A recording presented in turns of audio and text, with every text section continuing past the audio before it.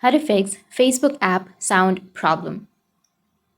So if you want to fix your Facebook app sound problem, then what you need to do is first you need to open up your Facebook application. Once you open up your Facebook, go with the upper right, which has that 3-bar icon. Scroll down, go with settings and privacy, and tap on settings. Now under your settings, you need to scroll down, go with the notifications option.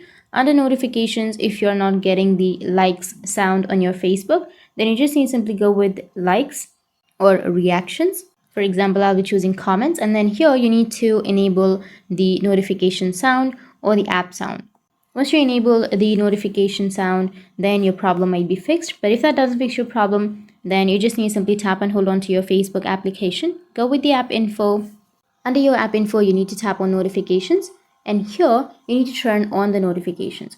Once you turn on the notifications, then your problem might be fixed. But if that still doesn't fix your problem, then you just need to simply go and restart your device. Press and hold on to that power button, restart, and after restarting, your problem might be fixed. But if that still doesn't, then you just need to simply go with your Play Store, go with search. Under search, you need to search for Facebook.